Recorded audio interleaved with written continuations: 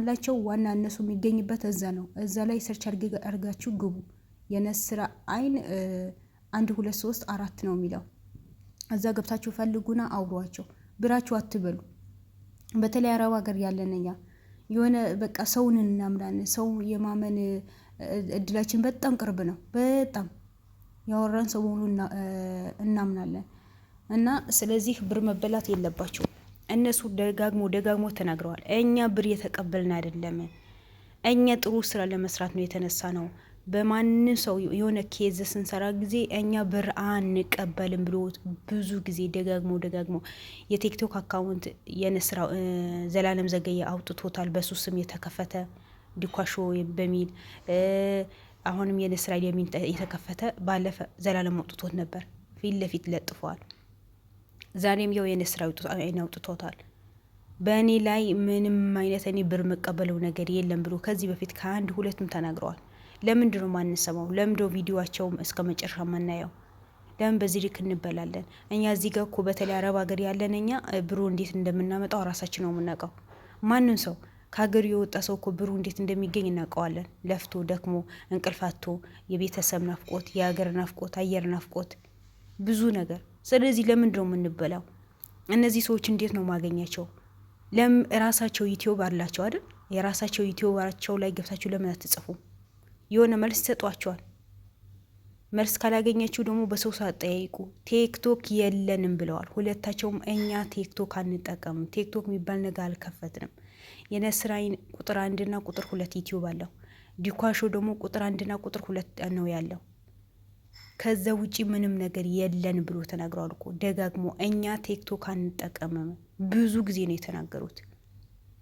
ስለዚህ በእነሱ ስም ብር የሚቀበሉ የሚያጭበረብሩ ስሮች ደግሞ አትከትሏቸው። በተለይ ቲክቶክ ላይ በእነሱ ስም የሚሰሩ ሰዎችን ቁጥራቸው ከፕሮፋይል ስር ያስቀመጡ በዩ ላይ ያስቀመጡ ሰዎች በሙሉ ይሄ ውሸታሞች ናቸው። እነዚህ አጭበርባሪዎች ናቸው። ብር ለመቀበል የሚፈልጉ ሰዎች ናቸው። የነስራይና ዘላለምን ስም ለማስጠፋት ብር ተቀብሎ ነው ይሄ ነገር ይሰራል ለመባል። ምክንያቱም ብዙ ሰው ነው የሚያውቃቸው፣ ብዙ ሰው ይወዳቸዋል። ውሸት አይደለም የሚሰሩት፣ ድራማ አይደለም የሚሰሩት። እነሱ እውነትና እውነት የሰውን እንባባሽ፣ የተቸገረ የሚረዱ፣ የተበደለ ሰው የሚረዱ፣ ንብረቱ የተቀማም ያስመልሱ፣ የታገተ ካለበት ጉድጓድ ቆፍሮ የሚያወጡ ከአላህ በታች እነሱ እኮ የኢትዮጵያ ሕዝብ የቆሙ ጀግኖች ናቸው። ስለዚህ በዚህ ልክ ለምን ከዚህ ስራቸው እንዲጠፉ ያልሆነ በቃ ይሄ ስራ ተተውት እንዲቀመጡ ነው? ለምን በእነሱ ስም ትነግዳላችሁ? ለምን በእነሱ ስም ብር ትቀበላላችሁ? ለምን ተብሎ በዚህ ልክ ቁጥራችሁ አስቀምጣችሁ ለምንድን ነው ብር የምትቀበሉት? ለምን ስማቸው እንዲጠፋ ታደርጋላችሁ? በእነሱ ቪዲዮ ለመስራት ከፈለጋችሁ ለበጎ ነገር ስሩ፣ ልክ እንደኔ ማለት ነው። ግን በዚህ ልክ ለምን በእነሱን ስም ቲክቶክ ከፍታችሁ በስማቸው ከፍታችሁ የእነሱ ፕሮፋይል አድርጋችሁ የራሳችሁ ቁጥሩና የራሳችሁ አካውንት የምትሰጡት ምን ማለት ነው? ደግሞ እኔ ከሁሉም የሚገርመኝ ነገር እዛ የሚያወራችሁ ሰውና ለነገሩ አልፈርድባቸው። ምክንያቱም እዛ ውስጥ ብዙ ቢሮ ላይ የሚሰሩ ልጆች ስላሉ እዛኛ ሀሳብ የምንቀበል ሰዎች ነን፣ ኬዝ የምንቀበል ሰዎች ነን ሊሏችሁ ይችላል። ስለዚህ ከአሁን በኋላ የነስራይን እኔ ቲክቶክ የለኝ ብሎ ተናግረዋል። ዘላለም ቲክቶክ የለኝም ብሎ ተናግረዋል። ስለዚህ ተው ብራችሁ አትበሉ። እነዚህ ቲክቶክ ላይ የሚሰሩ ሰዎች ሌቦች ናቸው። ባይሆን ሁላችንም ተባብረን የዘላለም ዘገየ ተከታይና የነስራይን ተከታይ ሁላችንም ተባብረን ዲኳሾ ቲክቶክ እና የነስራይን ቲክቶክ ምንድነው የሚባለው ማጥፋት፣ ከቲክቶክ ሚዲያ ማጥፋት ነው ያለብን። ምንድነው የሚባለው የሆነ ነገር ማጥፋያ አላውቀውም እኔ እዛ ብዙ ስለማልሄድ አላውቀውም። ብቻ የሆነ ሪፖርት አድርጎ ማዘጋት። ስለዚህ ማዘጋት አለብን እንጂ በእነሱ ብር አትበሉ። ብዙ ሰዎች አሉ፣ ብዙ ኬዝ ያለባቸው ወይ በቤተሰብ የተበደሉ ቤተሰባቸው የተበደለባቸው ብዙ የመዳን ቆሞች ሊኖሩ ይችላሉ። ስለዚህ ቪዲዮን ሼር ያደርጋችሁ ሁሉም ሰው እንዲሳው ማድረግ አለባችሁ። ያኛው ቲክቶክ ደግሞ ማዘጋት ነው ያለብን። ለምን ደው በእነሱ ስም የሚነግዱት? ለምን ተብሎ ለምን በእነሱ ስም ለምን ብር ይቀበላሉ? የራሳችሁ ስራ ሰሩ። የራሳችሁ ስራ ሰርታችሁ ብር አትቀበሉ። ቲክቶክ ቪዲዮቸው ቆራርጣችሁ ቲክቶክ ላይ ለመበተን ከፈለጋችሁ ለመልቀቅ ከፈለጋችሁ ልቀቁ። ቪዲዮዎቻችን ቆራርጣችሁ አትልቀቁ አላሉ። ምንም የተናገሩት ነገር የለም። ብቻ በእኛ ስም ገንዘብ አትቀበሉ፣ በእኛ ስም ወንጀል አትስሩ ነው ያሉት እንጂ ሌላ ምንም የተናገሩት ነገር የለም። ቪዲዮዎችን ቆርጣችሁ ቲክቶክ ላይ አትልቀቁ ብሎ አልተናገሩ። ምንም ነገር ያሉ ነገር የለም። ግን በእኛ ስም ብር አትቀበሉ።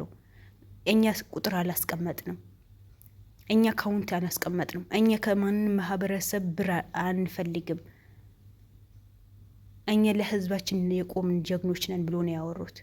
ጀግኖች እኔ ነው የጨመርኩት እንጂ እነሱ አላሉ። ስለዚህ ውድ ቤተሰቦቼ አሁንም ቢሆን ያልሰማ አሰሙ። የእነሱ ቪዲዮ በደንብ እስከ መጨረሻ አዳምጡ። እነሱ ምንም አይነት ቁጥር ያላስቀመጡም ዩቲዩብ ላይ ቲክቶክ የላቸውም። ስለዚህ ውድ እህቶች አትበሉ። እዛ ቲክቶክ ላይ ቁጥር ያስቀመጡ በሙሉ ውሸታሞች ናቸው፣ ሌቦች ናቸው። ያው ሁለታቸው በዲኳሾ ቲክቶክና የነስራይ ቲክቶክ በመጨረሻ ነስራይን በመጨረሻ ቪዲዮን አስቀምጦታል። መጨረሻ ላይ ቪዲዮዋቸው እስከ መጨረሻ አስቀምጡ። የነስራይን የምታገኙበት ደግሞ የኢንስታግራም ስሙ እዚህ ላይ ለጥፍላችኋለሁ ወይ ከታች ሜንሽን አደርግላችኋለሁ። ስለዚህ ከፈለጋችሁት እዛ ላይ ገብታችሁ አውሩት። እሱ የምትፈልጉ እናንተ በሱ ገብታችሁ አውሩት። ሌላ በማንኛው ሰው ቲክቶክ ላይ ሄዳችሁ ያልሆነ ነገር አትስሩ። ያልሆነ ነገር አትስሩ። ብራችሁ አትበሉ። ውድ ቤተሰቦች ተው፣ ራሳችሁን ጠብቁ። ለማንም ብራችሁ መበላት የለባችሁም። እንዴት አድርጋችሁ እንደምታመጡት ራሳችሁ ነው የምታውቁት። መዳም ቤት እንቅልፋተን ምግብ ሳንበላ እረፍ ሳናገኝ እኮ ነው የምንሰራው። ስለዚህ ለምን ማንኛውም እዛ ወንበር ላይ ቁጭ ብሎ እንደፈለጉ የሚዝናኑ ወንዶችን ጫታቸው ሊቅሙ ምላቸው ሊሉ ለምን ትበላላችሁ? ለምን ደው የእነሱ ቪዲዮ በደንብ ማታዳምጡት? ተው እንጂ ሞኛ አትሆኑ። እኛ እዚህ ጋር ወደን አይደለም ከቤተሰብ ተለያይተን የመጣ ነው። ወደን አይደለም እዚህ ጋር እንኳን ፀሐይ ምን አይነት እንደሆነ ሳናያት 24 ሰዓት ወር 2 ወር የምንቆይ ሰዎች አለን። ለምን ያ ነገር እናስበው? ለምን ብለን ለቤተሰባችን አንስጥ አይደለም ለቤተሰባችን እንስጥ። ግን እንደዚህ ባልሆነ ሰው ለምን በሚዲያ እንበላለን? ለምን ተብሎ ጉልበታችን አያሳዝነንም? እንቅልፋትን ምን ስራው ስራ አያሳዝነንም? ለውጥ እናሳያለን ብለን አይደል? በእርግጥ የሆነ ችግር ሊኖርባችሁ ይችላል። ግን መደንብ ማጣራት ነው ያለባችሁ። አሁን እኔ ባለፈ እኔ ቤት ላይ የነሱ ቁጥር እንዴት አገኛለሁ ብላ የጠየቀችኝ ልጅ ባገኛት ኖሮ የኢንስታግራማቸው አካውንት ተሰጣት ነበር። ግን አሁንም ይሄ ቪዲዮ ካዳመሹ እዘን የመተሽ የጠየቅሽኝ ልጅ ኢንስታግራም ላይ ገብተሽ የነስራይን ብለሽ ሰርች አድርገሽ አውጥተሽ ተጠቀሚ።